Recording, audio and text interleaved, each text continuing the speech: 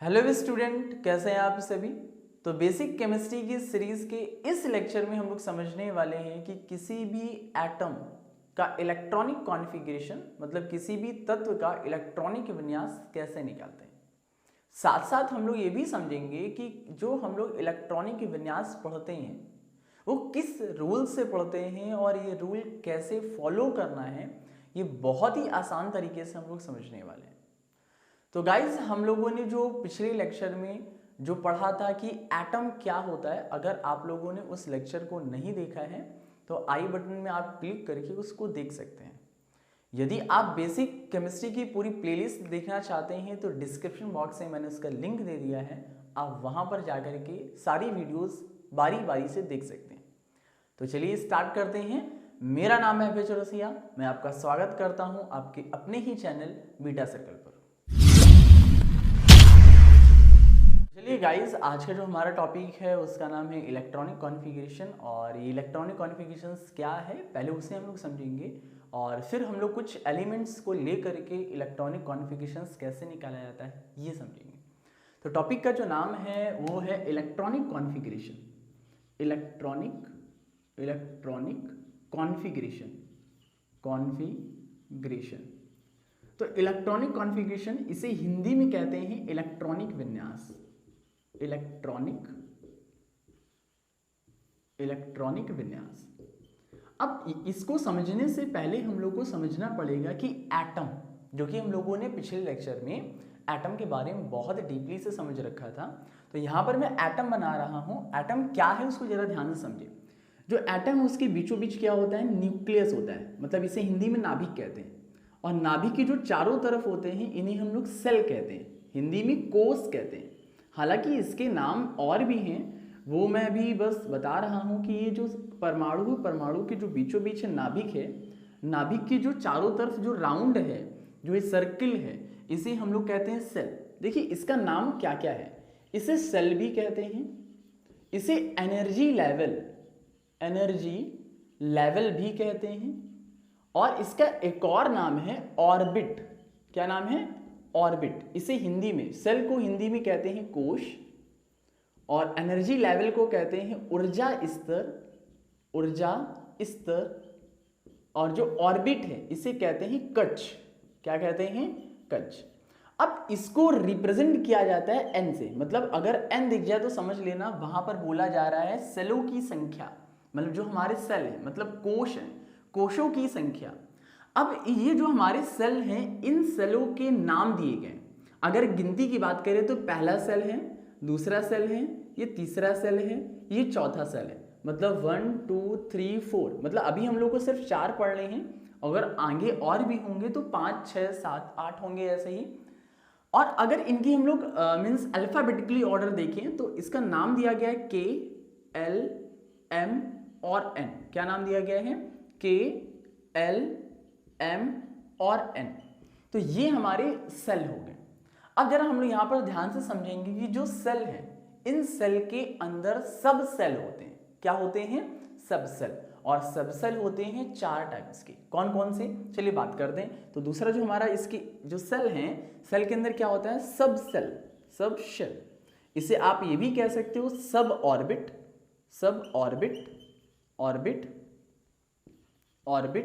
और इसे अगर हिंदी में कहें तो उपकोश कहते हैं, उपकोश, और इसे उपकक्ष कहते हैं। अब ये चीज हम लोग समझेंगे कि और सब सेल जो है, मतलब जो सब ऑर्बिट है वो क्या होता है। ये सब ऑर्बिट हमारे 4 होते हैं, एस, पी, डी और एफ। कौन कौन से होते हैं? S, P, D, F. Revise करिए, एस, पी, डी, एफ। मतलब जो सेल हैं, इन सेल के अंदर भी सब सेल होते हैं, और वो सब सेल हमारे 4 होते हैं, एस, पी, डी, एफ। अब जो ये हमारा सब सेल है, इसका एक और नाम है एजीम्यूथल क्वांटम नंबर। हालांकि आज हम लोग इस लेक्चर में क्वांटम नंबर के बारे में नहीं डिस्कस कर रहे हैं, इनको किसी और लेक्चर में डिस्कस करेंगे। हालांकि इसे क्या कहते हैं? एजीम्यूथल क्वांटम नंबर, जिसे एल से रिप्रेजेंट किया जाता है। किससे? एल से रिप्रेजेंट किया जाता है। और याद रखिएगा कि जो एस है, एस में एल की संख्या होती 0, एजीम्यूथल क्वांटम नंबर की संख्या होती है 0। ये क्यों बता रहे हैं, इसका अभी रीजन आपको पता चलेगा। P जो है इसकी एजीम्यूथल क्वांटम नंबर होती है 1 और D की 2 होती है और F की 3 होती है। ठीक है, इतनी चीज समझ में आ गई ना कि सबसेल जो होती है वो 4 होते हैं, S P D F, और सबसेल को ही, जो सबसेल हैं इन्हीं को हम लोग एजीम्यूथल क्वांटम नंबर, जिसे हिंदी में क्या कहते हैं, द्विगंसी क्वांटम संख्या, इसे स्मॉल l से रिप्रेजेंट करते हैं। और S में एजीम्यूथल क्वांटम नंबर होते हैं 0, P में होते हैं 1 और D में होता है 2 और F में होता है 3। इतनी चीज तो समझ में आई। एक चीज और आप समझ लें कि जो S है इसमें अधिकतम इलेक्ट्रॉनों की संख्या कितनी भरी जाती है, S हो या P हो या D हो, तो यहां पर याद रखना कि अधिकतम, मैं लिख दे रहा हूं, अधिकतम इलेक्ट्रॉनों की संख्या, तो आप याद कर लेना कि S में इलेक्ट्रॉनों की संख्या आप अधिकतम 2 रख सकते हैं, 2 से ज्यादा आप नहीं देंगे। और P को आप 6 इलेक्ट्रॉन देंगे, D को आप 10 इलेक्ट्रॉन देंगे और F को आप 14 इलेक्ट्रॉन देंगे। मतलब क्या है, आप इसमें 4 इंक्रीज करते जाओ, इसमें 4 इंक्रीज करो, इसमें 4 मतलब 4, इसमें भी 4 इंक्रीज करो, तो ये हमारे अधिकतम इलेक्ट्रॉनों की संख्या। याद बहुत ही आसान से हो जाएगा। देखिए SPDF, इसमें एजीम्यूथल जिसे हम लोग L से रिप्रेजेंट करते हैं, और एजीम्यूथल जो है इसमें 0 होता है S के लिए, P के लिए A1 होता है, D के लिए 2 होता है और F के लिए 3 होता है। और S में अधिकतम इलेक्ट्रॉनों की संख्या 2 भरी जाती है, P में 6 भरी जाती है, D में 10 भरी जाती है और F में 14 भरी जाती है। अब चलिए हम लोग बात करते हैं कि सर सबसेल होता है लेकिन इस एटम में कहाँ होता है। चलिए देखते हैं। जो हमारा पहला सेल है, ये जो पहला सेल है, फर्स्ट सेल है, इसके अंदर सबसेल होते हैं। मतलब मैंने भी जस्ट बताया कि सेल में क्या होते हैं, सबसेल होते हैं। तो ये पहला सेल है, इसमें एक सबसेल होगा, मतलब वेनस हो गया। ये दूसरा सेल है ना, मतलब इसका नाम क्या है, दूसरा, इसमें 2sb होगा, 2pb होगा, क्योंकि दूसरा सेल है तो उसमें 2 सबसेल है। अगर तीसरे सेल की बात करें तो इसमें 3s होगा, 3p होगा और 3d होगा। ऐसे ही हम लोग चौथे सेल की बात करें तो 4s होगा, 4p होगा, 4d होगा और 4f होगा। और अगर आगे होंगे, वैसे हम लोगों को सिर्फ 4 तक ही पढ़ने हैं, अगर आगे होंगे तो आगे आप इंक्रीज कर देना कि 5वां होगा तो 5s होगा, 5s, 5p और 5d और 5f, और आगे अभी f के बाद अभी नहीं है तो हम लोग सिर्फ यहीं तक पढ़ना है हम लोगों को। तो ये हमारे कुछ एटम के अंदर सेल और सबसेल होते हैं। तो मेन पॉइंट सिर्फ ये है कि जो सबसेल हैं वो 4 होते हैं, SPDF याद कर लो। इसमें अधिकतम इलेक्ट्रॉनों की संख्या आप 2 भर सकते हो और P में 6 भर सकते हैं आप, और 10 में मतलब D में 10 भर सकते हैं और F में 14 भर सकते हैं, और जो कि इसको इसमें रिप्रेजेंट किया जाता है। तो इस एटम की जो हमारे सबसेल की जो सीरीज बनी है कि पहले सेल में 1s है, दूसरे सेल में 2s 2p है, तीसरे सेल में जो हमारे सब सेल हैं वो 3s 3p 3d है, ऐसे 4s 4p 4d ऐसे बन गई। तो यही बन गया हमारा क्या, इलेक्ट्रॉनिक कॉन्फ़िगरेशंस की सीरीज। तो ध्यान से समझिएगा कि इलेक्ट्रॉनिक कॉन्फ़िगरेशंस की जो सीरीज बन गई वो क्या बनी थी, 1s 2s 2p फिर 3s, आप चेक कर सकते हैं तीसरे सेल में 3s फिर 3p फिर 3d फिर क्या है 4s, चौथे सेल में 4s 4p फिर 4d और फिर 4f। लेकिन हाँ, एक चीज आप ध्यान से समझिएगा कि जो ये सीरीज बनाई गई थी, ये बनाई गई थी कब, जब 18 एलिमेंट सिर्फ थे, जो कि आज आपको पता है कि आपके पीरियोडिक टेबल में आज 118 तत्व हैं। लेकिन जो ये सीरीज है, ये सीरीज कब बनाई गई थी, जब सिर्फ 18 एलिमेंट थे। ऐसा क्यों, क्योंकि 18 एलिमेंट के बाद ये सीरीज को फॉलो नहीं किया गया। ऐसा क्यों नहीं हुआ, कौन सा रूल आया जो इसको गलत साबित कर दिया। लेकिन उससे पहले हम लोग 18 से पहले कुछ तो बना लें, इलेक्ट्रॉनिक कॉन्फ़िगरेशन मतलब इलेक्ट्रॉनिक विन्यास कैसे निकालते हैं, चलिए देखते हैं। अब बात करते हैं, जैसे मान लो सोडियम है, सोडियम का इलेक्ट्रॉनिक कॉन्फ़िगरेशन निकालना है, तो उससे पहले आपको सोडियम में कितने परमाणु, मतलब सोडियम का परमाणु क्रमांक क्या है, परमाणु क्रमांक का मतलब क्या है, जो पीरियोडिक टेबल है, पीरियोडिक टेबल में इसको किस स्थान पर रखा गया है उसे कहते हैं परमाणु क्रमांक, मतलब एटॉमिक नंबर। तो सोडियम का आई होप आपको लर्न भी होगा, सोडियम का होता है 11। तो आपको मैंने इसके जस्ट पिछले लेक्चर में ही मैंने समझाया था कि जितने परमाणु क्रमांक होंगे उतने ही इलेक्ट्रॉनों की संख्या और उतने ही प्रोटॉनों की संख्या होगी। अगर आपने उसको नहीं देखा है तो आप, मैंने डिस्क्रिप्शन बॉक्स में उसकी प्लेलिस्ट दे दी है, आप उसे देख सकते हैं। तो यहाँ पर सोडियम है, तो सोडियम का जो हमारे परमाणु क्रमांक है वो कितने हैं, 11 है। परमाणु क्रमांक 11 है तो इसमें प्रोटॉनों की संख्या भी कितनी होगी, 11, और इलेक्ट्रॉनों की संख्या भी कितनी होगी, 11। तो चलिए अब हम इस जो सीरीज है हमारी इलेक्ट्रॉनिक कॉन्फ़िगरेशंस की, इसको फॉलो करते हैं। सबसे पहले किसको इलेक्ट्रॉन देंगे हम, 1s को, मतलब जो हमारा सेल है, पहला सेल है, उसमें सब सेल क्या है, 1s है, और s अधिकतम इलेक्ट्रॉन कितने लेते हैं, 2, और मेरे पास है कितने, 11 है। तो मैंने क्या किया, इसको मैंने 2 इलेक्ट्रॉन ऐसे दे, इनके पावर के फॉर्म में चढ़ाते हैं, ये पावर नहीं है, ठीक है, इनके इलेक्ट्रॉन है। तो हमने सोडियम में 11 इलेक्ट्रॉन थे, हमने 2 इलेक्ट्रॉन दे दिए, मतलब 9 इलेक्ट्रॉन अभी हमारे पास बाकी है। मतलब जब तक आपके पास इलेक्ट्रॉन है तब तक आप इनको डोनेट करते रहोगे। चलिए बात करते हैं आगे। अब उसके बाद सीरीज में हम लोग देखते हैं कि दूसरा सेल आता है, दूसरे सेल में स्टार्ट होता है 2s, और s में फिर हम लोग 2 से ज्यादा इलेक्ट्रॉन नहीं दे सकते हैं, तो हमने 2 ये दे दिया, तो टोटल कितने हो गए, 4, और हमारे पास कितने थे, 11। अब 11 से 4 को माइनस करो, मतलब क्या है, 7 इलेक्ट्रॉनों की संख्या अभी है, सोडियम के पास 7 इलेक्ट्रॉन है। इसके बाद जो आता है वो आता है 2p। अब आपको मैंने बताया है कि p में अधिकतम इलेक्ट्रॉनों की संख्या कितनी आप भर सकते हो, सिर्फ 6। मेरे पास कितने थे, मतलब सोडियम के पास कितने थे, 7 इलेक्ट्रॉन थे, तो मैंने 6 इलेक्ट्रॉन इसे दे दिया। तो आप यहां से काउंट करिए, 2 2 4 और 6 10, कितने बचे, 1। लेकिन मैंने क्या कहा था, जब तक कि इलेक्ट्रॉन आपके पास है तब तक आप डोनेट करते रहोगे इन सब ऑर्बिटल में, ठीक है, मतलब सब ऑर्बिट बोलो या सब सेल बोलो, आप इसमें आप देते रहो। इसके बाद क्या आएगा, 3s आ गया, ठीक है। अब 3s में अधिकतम आप 2 इलेक्ट्रॉन दे सकते हो, अधिकतम आप 2 इलेक्ट्रॉन दे सकते हो, 2 से ज्यादा नहीं दे सकते, कम चाहे भले आप दे दो, ठीक है। मतलब क्या है, इसमें आपके पास कितने बचे, 1 बचा, तो इसीलिए ये 3s1 इसे भरा। तो मतलब क्या हुआ कि ऐसे इलेक्ट्रॉनिक कॉन्फ़िगरेशंस को फिलअप किया जाता है। जैसे मान लीजिए कि मैंने और ले लिया कि क्लोरीन का परमाणु क्रमांक कितना होता है, मतलब एटॉमिक नंबर कितना होता है, 17, मतलब 17 होता है। अब जरा हम लोग इलेक्ट्रॉनिक कॉन्फ़िगरेशन निकालते हैं इसकी सीरीज को।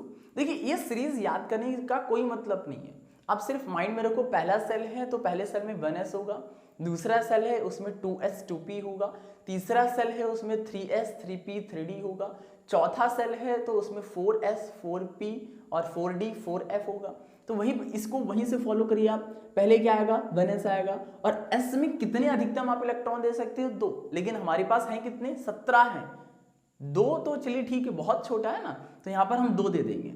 बाकी फिर उसके बाद क्या आता है, 2s आता है। अब यहाँ चेक करिए, 2s आता है और s में आप अधिकतम 2 दे सकते हो, फिर 2p आया, इसमें 6 दे सकते हैं, तो टोटल कितने हो गए, 10, और है कितने इसमें, 70। तो मेरे पास 7 और बचे, तो अभी और हम लोग देंगे, तो 3s2, क्योंकि s 2 लेता है, फिर 3p 6। अब जरा देखिए कितने हो गए, ये पूरे हमारे 10 हो गए, और ये 8, मतलब 10 और 8 18, ये तो ज्यादा हो गए, ये तो ज्यादा हो गए। तो मतलब क्या है, अब आप इसको 6 इलेक्ट्रॉन नहीं दोगे, अधिकतम तो 6 इलेक्ट्रॉन दे सकते हैं, लेकिन मेरे पास तो एक्स्ट्रा है ही नहीं, मेरे पास तो सिर्फ 17 इलेक्ट्रॉन है। तो यहाँ पे 2 2 4 और 1 6, कितने हो गए, 10 10 2 12 12 और 5 17। तो यहाँ पर क्या समझ में आया कि 3p में आप 6 इलेक्ट्रॉन नहीं दोगे, आप 5 इलेक्ट्रॉन दोगे।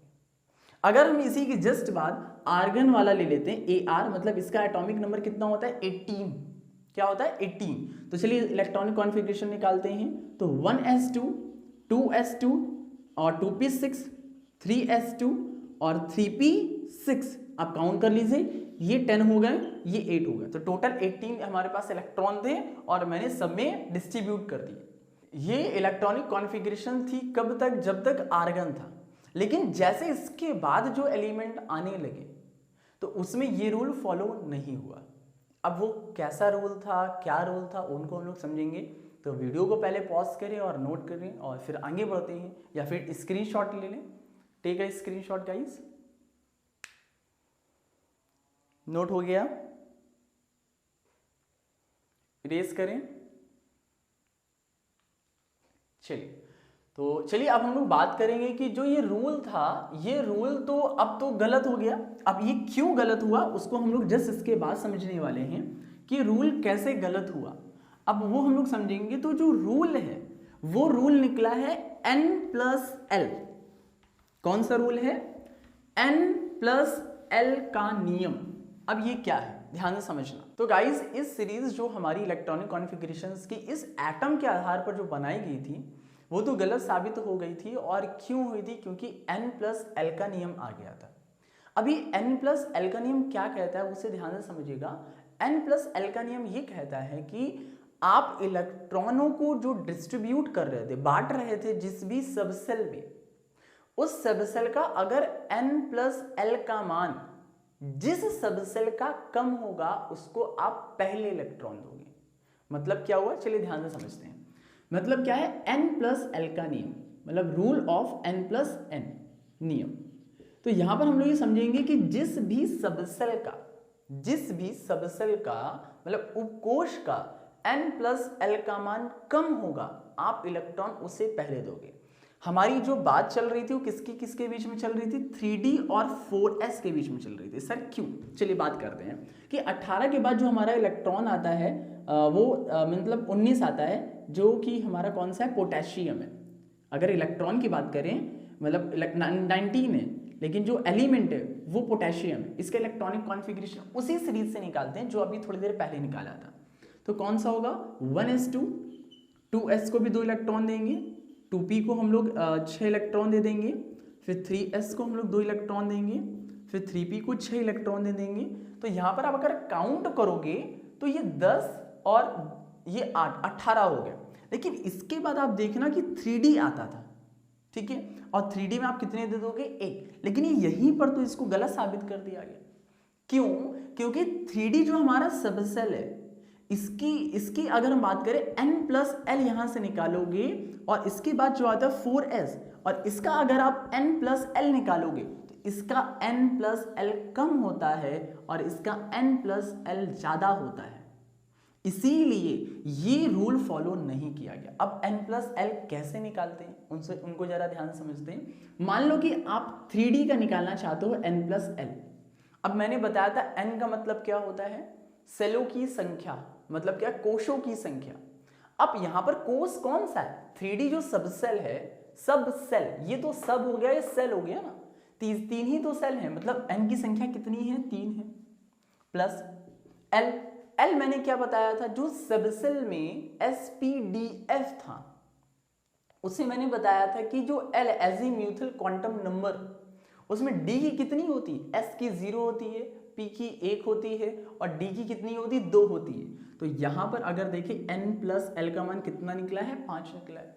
अगर इसी जगह पर आप 4s की बात करें, यहाँ पे 4s में क्या है? यहाँ पर नंबर ऑफ सेल कितने हैं? 4 हैं। और अगर l की बात करें मतलब एजीम्यूथल क्वांटम नंबर, उसमें s है, s का एजीम्यूथल क्वांटम नंबर 0 होता है, मतलब इसमें तो 4 निकला। तो अगर आप इन दोनों को कंपेयर करेंगे तो n+l का मान इसका कम है ना, इसीलिए 3d को पहले नहीं 4s को यहां रखा जाता है।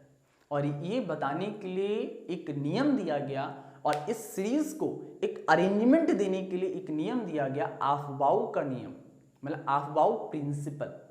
अब ये आफबाउ प्रिंसिपल क्या है? जो हमारी रियल सीरीज है वो रियल सीरीज क्या है? तो पहले आप इसे नोट कर लें, और वैसे आई होप आपने नोट कर लिया होगा, तो इसे मैं इरेज कर लेता हूं। तो चलिए इरेज करते हैं और अब हम लोग समझेंगे कि आफबाउ प्रिंसिपल क्या है और वो उन्होंने कैसे मतलब सीरीज दी। देखिए, बहुत बच्चे जानते हैं कि आफबाउ किसी साइंटिस्ट का नेम नहीं। आफबाउ एक जर्मन वर्ड है और इसका मतलब होता है कि किसी भी चीज को क्रम में रखना। समझते हैं वैसे आफबाउ का नियम। अब ये आफबाउ का नियम क्या है? आफबाउ के नियम में ये बताया गया कि जो हमारे एटम है, जो भी एटम यहाँ मैंने बनाया था उसमें जो पहला सेल था उस पहले सेल में कौन सा सबसेल था, उसमें सबसेल था 1s। दूसरे सेल जो सेल था उसमें कितने सबसेल थे 2s फिर 2p। इनको ऐसे अरेंज करो। तीसरा जो सेल था तीसरे सेल में 3s था 3p था और 3d था। चौथे सेल में 4s था 4p था और 4d था। अगर इसके आगे भी होगा तो 5s होगा 5p होगा और 5d होगा। ठीक है, वैसे 4f हम लोगों ने यहाँ पर नहीं लिखा है और अगर यहाँ पे देखेंगे तो 5f होगा। अगर और भी होंगे छठा सेल होगा मतलब 6 नंबर वाला सेल होगा तो 6s 6p और 6d और 6f होगा। बाकी हम लोग इतना ही रखते हैं और हम लोग को सिर्फ 4 तक पढ़ना होता है। ठीक है, तो यहाँ पर हम लोग समझते हैं कि जो पहला है इनको ऐसे अरेंज कर दिया और इसको अरेंज करने के बाद इन्होंने बताया कि पहले जो हम इलेक्ट्रॉन भरेंगे वो 1s में भरेंगे। और कहाँ से पता चला, n+l के नियम से पता चला।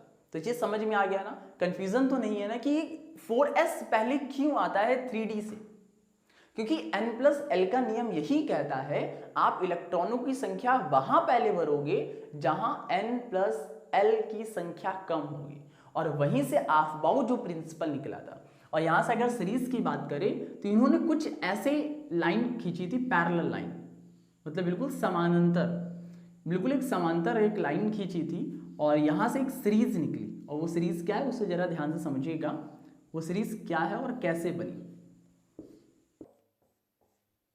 चलिए, तो ये जो आफ्बाउ प्रिंसिपल है, आफ्बाउ प्रिंसिपल ने फिर बताया कि जो सीरीज है वो आपको डाउन एरो से स्टार्ट करना, ऐसे।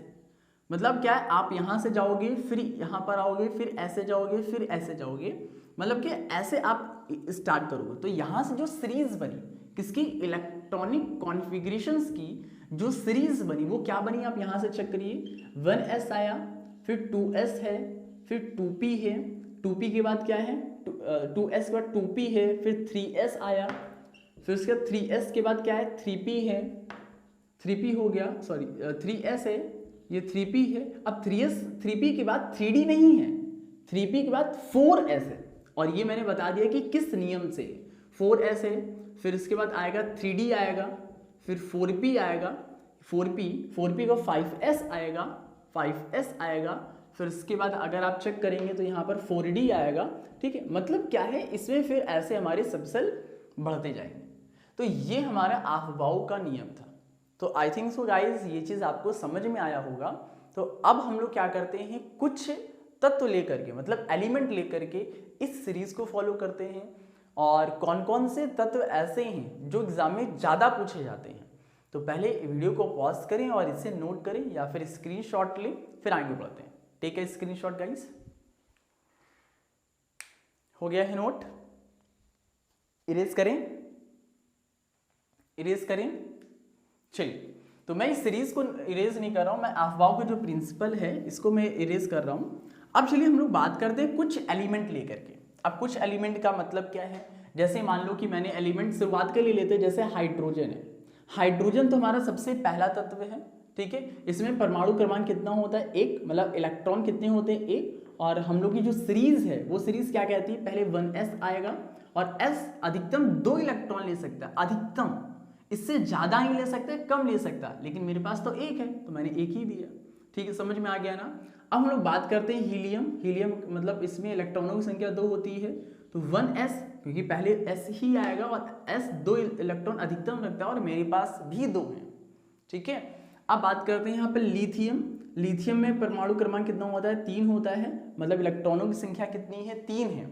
अब इनको हम लोग को देना है सबसेलों में, मतलब इसका इलेक्ट्रॉनिक कॉन्फ़िगरेशन निकालना है, तो पहले 1s आएगा। तो अब ऐसा नहीं कि मेरे पास 3 इलेक्ट्रॉन है सर तो हम तीनों इसको दे देना, क्यों फालतू इतना लंबा हम जाए, ऐसा नहीं है। ठीक है, s अधिकतम 2 इलेक्ट्रॉन से ज्यादा ले ही नहीं सकता है, इससे कम चाहे भले ले ले लेकिन इससे ज्यादा नहीं ले सकता है। तो इसमें 2 इलेक्ट्रॉन भरेंगे। फिर उसके बाद हमारी सीरीज में 2s की बारी आती है, मतलब जो सबसेल आता है वो 2s आता है। तो 2s में अधिकतम 2 इलेक्ट्रॉन होते हैं, लेकिन मेरे पास तो सिर्फ 1 बचा, 3 था 2 दे दिया, 1 बचा, तो ये हमारी सीरीज है। तो ऐसे आप बाकी सबकी सीरीज निकाल लीजिएगा। ठीक है, जैसे मान लीजिए और भी मैं निकाल लेता हूँ कैल्शियम। कैल्शियम का क्या होता है 20, ठीक है। बाकी अभी मैं प्रैक्टिस करने के लिए आपको दूंगा, लेकिन पहले आप समझ लें। जैसे 20 हो गया, अब इसमें 20 मतलब कैल्शियम का में जो इलेक्ट्रॉन है वो कितने हैं, 20 हैं। अब इलेक्ट्रॉनिक कॉन्फ़िगरेशन निकालिए। 1s, इसमें 2 इलेक्ट्रॉन आप अधिकतम भर सकते हैं।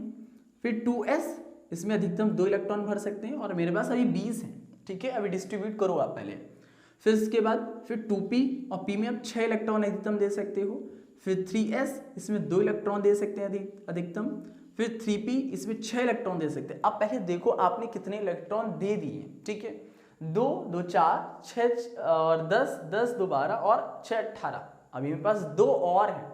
अब 3p के बाद 3d नहीं आता है, क्योंकि n प्लस l के नियम के अनुसार इसके n प्लस l जोड़ोगे तो 5 आएगा, लेकिन इसके बाद जो 4s आता है उस 4s में 4 है, ठीक है। तो आप 3d नहीं 4s पहले लोगे, और 4s अधिकतम मतलब जो s है, s सबसेल अधिकतम 2 इलेक्ट्रॉन लेता है, और मेरे पास 2 ही बचे हैं, मतलब क्या है, मैंने इसको 2 इलेक्ट्रॉन दे दिया। तो बाकी ऐसे हम लोग इलेक्ट्रॉनिक कॉन्फ़िगरेशंस करेंगे। मान लो और भी ले लेते हैं, जैसे हम लोग ले लेते हैं आयरन Fe कितना होता है, 26 होता है, 26। इसका फिलअप करिए। तो पहले 1s, इसमें 2 electron, 2s 2 electron, 2p 6 electron, 3s 2 electron, 3p 6 electron, और फिर उसका 4s 2 इलेक्ट्रॉन। मतलब हमारे पास कितने इलेक्ट्रॉन टोटल मैंने डिस्ट्रीब्यूट कर दिए हैं, ये पूरे 10 हो गए, और ये भी पूरे 10 हो गए, 20 हो गए, और मेरे पास 6 बचे हैं। और इसके बाद क्या है, 3d। और मैंने आपको बताया था कि अधिकतम s 2 इलेक्ट्रॉन लेता है, p 6 इलेक्ट्रॉन लेता है, और जो d है वो 10 इलेक्ट्रॉन लेता है, और f जो है वो 14 इलेक्ट्रॉन लेता है, इससे ज़्यादा नहीं लेता है। तो यहाँ पर d में 10 अधिकतम जा सकते हैं, मेरे पास तो सिर्फ 6 बचे हैं, तो यहाँ पर हम लोगों ने 6 फिलअप कर दिए। तो गाइज ये ऐसे इलेक्ट्रॉनिक कॉन्फ़िगरेशंस निकलते हैं। लेकिन गाइज एक चीज़ आप ध्यान में रखिएगा कि जो 3D है, 3D जो है वो सबसेल अपने पास 4 और 3D 9 और 3D 4 अपने पास 4 और 9 इलेक्ट्रॉन नहीं रखता है, जिसे हम लोग कहते हैं एक्सेप्शन, मतलब अपवाद। और वो किसमें पाया जाता है, जो कि ज़्यादातर एग्जाम में वही पूछा जाता है। तो चलिए वैसे पहले काम करिए, ये इलेक्ट्रॉनिक कॉन्फ़िगरेशंस आप नोट कर लें, और आई होप आप कॉपी पेन पेंसिल लेकर के बैठे होंगे और साथ साथ नोट भी कर रहे होंगे। तो वीडियो को वैसे पॉज करिए और नोट करिए, फिर आगे बढ़ते हैं। पॉज करिए, नोट हो गया है, आगे बढ़ें। चलिए देखिए जरा, अब हम लोग बात करते हैं किसमें एक्सेप्शन पाया जाता है।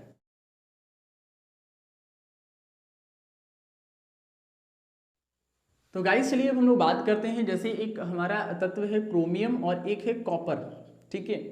क्रोमियम का जो परमाणु क्रमांक होता है, एटॉमिक नंबर होता है 24, और जो कॉपर है इसका होता है 29। क्या होता है, 29। तो अब जरा हम लोग इनका इलेक्ट्रॉनिक कॉन्फ़िगरेशंस करते हैं, और इट्स अ मोस्ट इंपॉर्टेंट, क्योंकि जो एग्जाम में काफ़ी पूछा जाता है इन्हीं दोनों के बारे में, क्योंकि इन्हीं दोनों में एक्सेप्शन पाया जाता है। एक्सेप्शन मतलब अपवाद। ये इलेक्ट्रॉनिक जो कॉन्फ़िगरेशंस की जो सीरीज है वो इस सीरीज को फॉलो नहीं करते हैं, क्योंकि इसकी जो लास्ट सेल में जो 3D है, 3D में 4 या फिर 9 इलेक्ट्रॉन आते हैं, जो कि ये एक्सेप्ट नहीं करता है। अब चलिए हम लोग देखते हैं कि कैसे क्या होता है, उसको देखते हैं।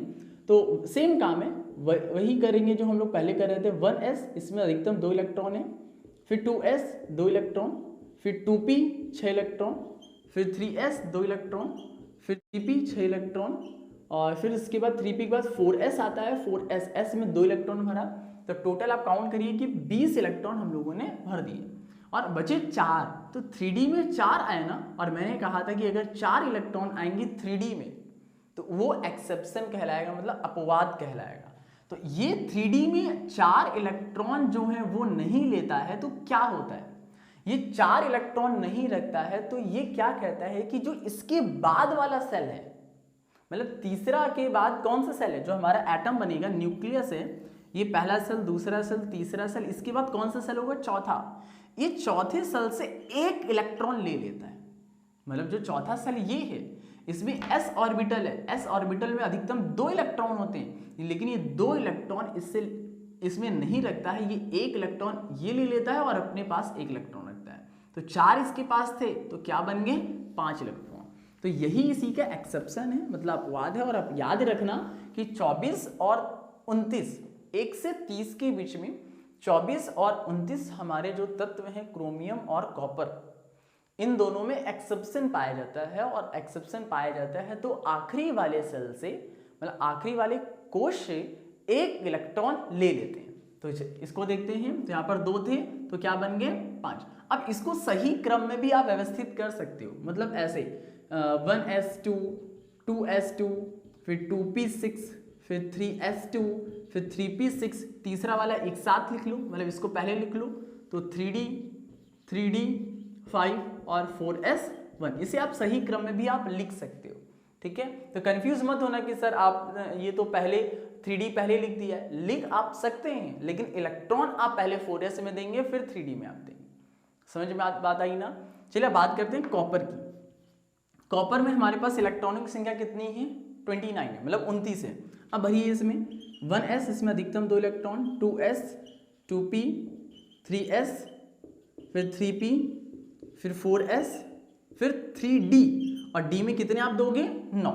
और मैंने कहा था कि d जो है वो 4 और 9 इलेक्ट्रॉन नहीं एक्सेप्ट करता है।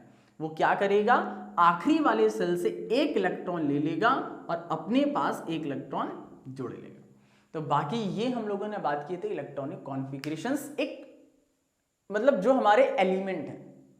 अब लेकिन कुछ कुछ एलिमेंट एग्जाम में ऐसे भी दिए जाते हैं, वैसे कुछ मैं प्रैक्टिस करने के लिए भी दे रहा हूँ। पहले आप कॉपी पेन निकालें और उसे प्रैक्टिस करें, और इसके बाद जो हम लोग समझेंगे वो समझेंगे कि कुछ एलिमेंट हैं इनके ऊपर चार्ज लगे होते हैं। अब ये क्या मतलब है सर, जैसे अगर हमने कह दिया कि जिंक है, अगर जिंक है Zn है, कह इसके ऊपर +2 चार्ज है, अब इसका इलेक्ट्रॉनिक कॉन्फ़िगरेशन निकालो। तो इसको हम लोग समझने वाले हैं। तो पहले एक काम करें, इसको आपने नोट ही कर लिया होगा, तो चलिए रेस करते हैं इससे पहले, और फिर 1-2 आप मुझे करके दिखाइए, कमेंट सेक्शन में आप लिखिए ज़रूर। तो चलिए देखते हैं क्या है। जैसे मान लीजिए कि मैंने आपको दी थी स्कैंडियम, और स्कैंडियम का इलेक्ट्रॉन कितने होते हैं आप ही बताएंगे, और दूसरा मैंने कहा जिंक। चलिए दोनों करके बताइए। वीडियो को पॉज करिए, पहले इसे कंप्लीट करिए। अगर इसके आपको इलेक्ट्रॉन नहीं पता है तो स्कैंडियम में होते हैं 21 इलेक्ट्रॉन, और जिंक मतलब 30 इसमें होते हैं, मतलब Zn। अब वीडियो को पॉज करें, पहले करें। हो गया है,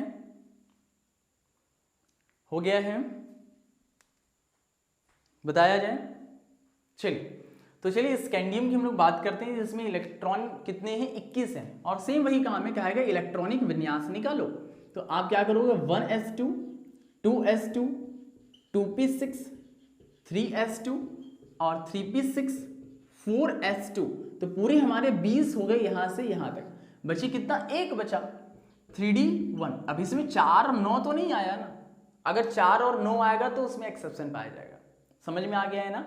तो ये ऐसे ही होगा हमारा, और इसको आप सही क्रम में व्यवस्थित भी कर सकते हो। अगर जिंक की बात करें तो 1s2, 2s2, 2p6, 3s2 और 3p6, फिर 4s2।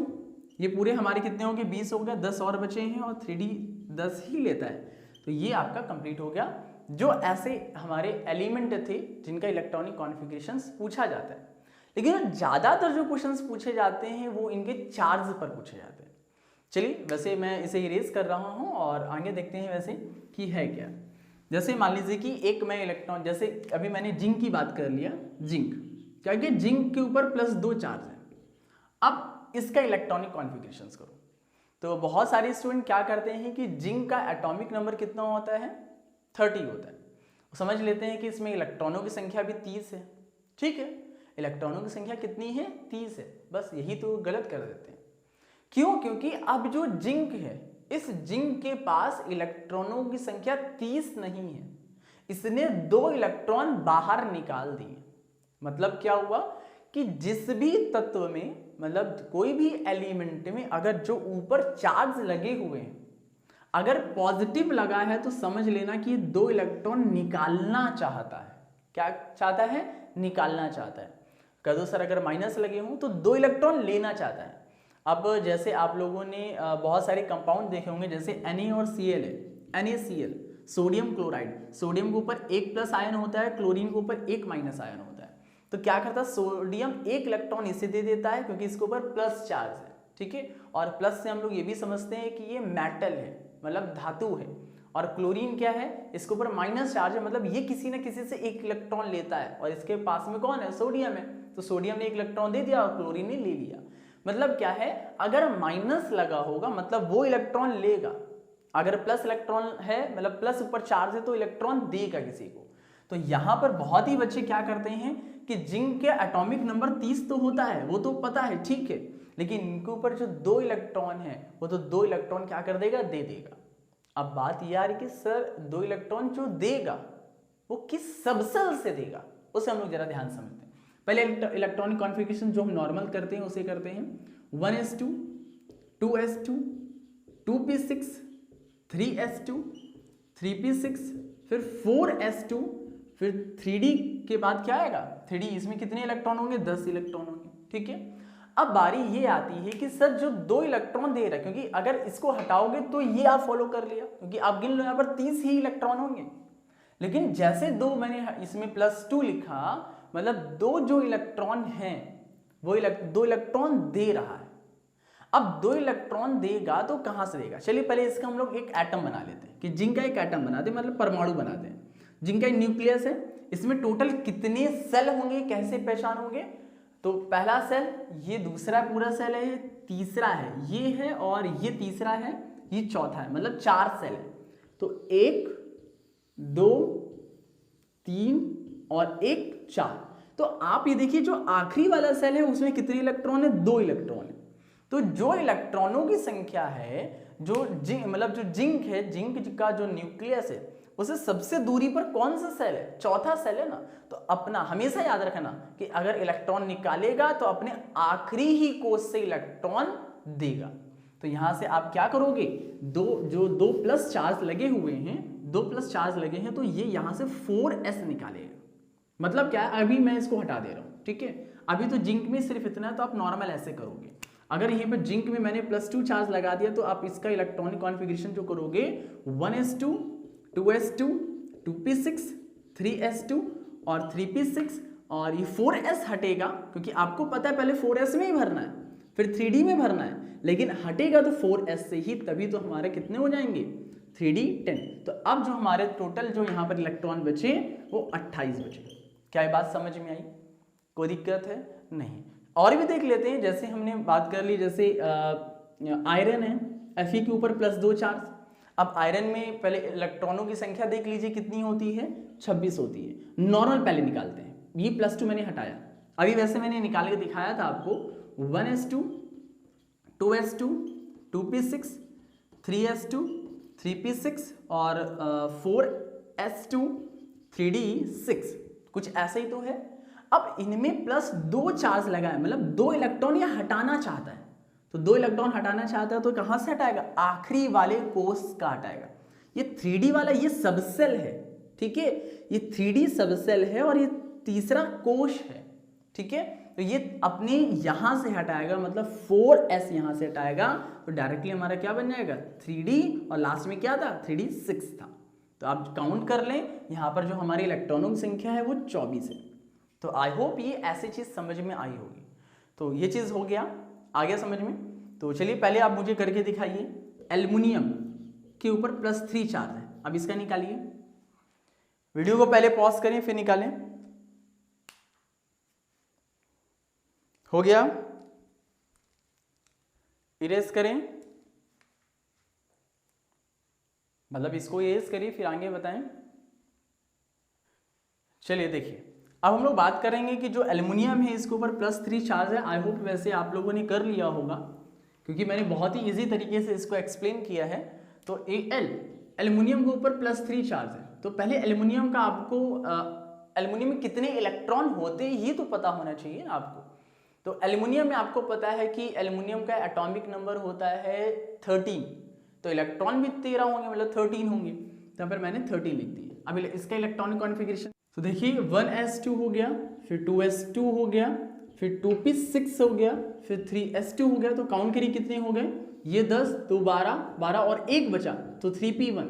लेकिन इसके ऊपर 3 चार्ज लगे हुए हैं। 3 चार्ज लगे हुए हैं, क्या मतलब क्या है, ये 3 इलेक्ट्रॉन निकालना चाहता है। तो 3 इलेक्ट्रॉन, एक ये निकला, आखिरी मैंने कहा ना, आखिरी वाला सेल कौन सा, तीसरा वाला है। तो इस तीसरे में पहले इससे निकालेगा फिर इससे निकालेगा, तो एक ये दो ये, तो तीनों निकल गए, तो क्या बचा, डायरेक्टली हमारा ये निकला। मतलब कि इसमें इलेक्ट्रॉनों की संख्या कितनी होगी, 10 होगी। तो आई होप ऐसी चीजें आपको समझ में आ गई होंगी। चलिए एग्जांपल और देते हैं, जैसे मान लीजिए कि ऑक्सीजन है, ऑक्सीजन के ऊपर -2 चार्ज है, नाइट्रोजन के ऊपर -3 चार्ज है। तो चलिए अब इसका निकालिए जरा, अब इसके इलेक्ट्रॉनिक कॉन्फ़िगरेशन निकालिए। वीडियो को पॉज करिए, पहले इसके इलेक्ट्रॉनिक कॉन्फ़िगरेशन निकालिए। हो गया है, हो गया, वीडियो को पॉज करें पहले, हो गया। चलिए देखिए पहले, अब ऑक्सीजन की अगर हम लोग बात करते हैं तो ऑक्सीजन में इलेक्ट्रॉनों की संख्या 8 होती है। तो इसके इलेक्ट्रॉनिक कॉन्फ़िगरेशंस करिए, 1s2, 2s2 और 2p4। क्यों, 2 2 4 4 4 8, ठीक है। लेकिन इसमें 2 इलेक्ट्रॉन आ गए हैं, मैंने कहा ना प्लस होगा मतलब 2 इलेक्ट्रॉन डोनेट करना चाहता है, लेकिन जो माइनस लगे होते हैं मतलब 2 इलेक्ट्रॉन लेना चाहता है, मतलब गेन करना चाहता है। तो 2 इलेक्ट्रॉन और ले लेगा, तो p में 4 है ना, और p अधिकतम कितने भरता है, 6 भरता है, मतलब 2 और इसे दे दोगे तो कोई दिक्कत नहीं होगी। अभी 4 थे, 2 दे दिया आपने, तो ये हमारे 6 हो गए। तो डायरेक्टली आप यहाँ पर लिख सकते हैं 6। तो समझ में आ गया है ना। ऐसे नाइट्रोजन की बात कर लेते हैं, तो नाइट्रोजन में क्या होगा, इसमें 7 इलेक्ट्रॉन होते हैं, तो 1s2, 2s2 और 2p5, नहीं 2p5 नहीं हो जाएगा, 4 और 3, 2p3। अब इसमें 3 इलेक्ट्रॉन और एक्स्ट्रा आ गया, तो 3 इसमें और जोड़ो तो 6 हो गए। तो समझ में आ गया है ना। तो गाइज ये कुछ ये एटम थे, और इन एटम का हम लोगों ने इलेक्ट्रॉनिक कॉन्फ़िगरेशंस निकाला है। तो एक काम करिए, मैं कुछ होमवर्क दे रहा हूँ आपको, और वो होमवर्क आप घर पर बैठ करके प्रैक्टिस करें, और अगर कोई प्रॉब्लम होती है कमेंट सेक्शन में आप ज़रूर बताइएगा, मैं उससे सेपरेट कुछ क्वेश्चंस मैं बता दूंगा आप लोगों को। तो चलिए पहले कुछ क्वेश्चंस आप लोग नोट करिए। आपको इलेक्ट्रॉनिक कॉन्फ़िगरेशन निकालना है, और पहला क्वेश्चन है सोडियम के ऊपर +1 चार्ज। दूसरा क्वेश्चन, सेकेंड क्वेश्चन है पोटेशियम के ऊपर 1+ चार्ज है। और तीसरा क्वेश्चन है नियॉन का इलेक्ट्रॉनिक कॉन्फ़िगरेशन निकालिए। चौथा क्वेश्चन है कैल्शियम का निकालिए। पांचवा क्वेश्चन है मैग्नीशियम के ऊपर +2 चार्ज है। और 6th नंबर है ऑक्सीजन के ऊपर -2 चार्ज। और बाकी 7 नंबर जो क्वेश्चन है वो है फ्लोरीन। और 8 नंबर है, बाकी मीन्स 8 नंबर है वो मैंने क्लोरीन दे दिया, क्लोरीन के ऊपर -1 चार्ज है। और नेक्स्ट हम लोग बात करते हैं 9th वाला, और 9th वाले में फॉस्फोरस है, और एक लास्ट है सल्फर। तो ये आपका होमवर्क है, और आप इसे कंप्लीट करिए। अगर कोई प्रॉब्लम होता है तो आप मुझे कमेंट सेक्शन में ज़रूर बताइएगा। तो गाइस ये क्वेश्चंस को नोट करें, वीडियो को पॉज करें, पहले नोट करें। तो गाइस इस लेक्चर में हम लोगों ने बहुत ही आसान तरीके से समझा था कि इलेक्ट्रॉनिक कॉन्फ़िगरेशंस कैसे निकलता है, इनके कुछ रूल्स हम लोगों ने समझा था। तो गाइस चलिए अब हम लोग मिलते हैं अगले लेक्चर में, और नोट्स बनाते रहें और पढ़ाई करते रहें। All the very best.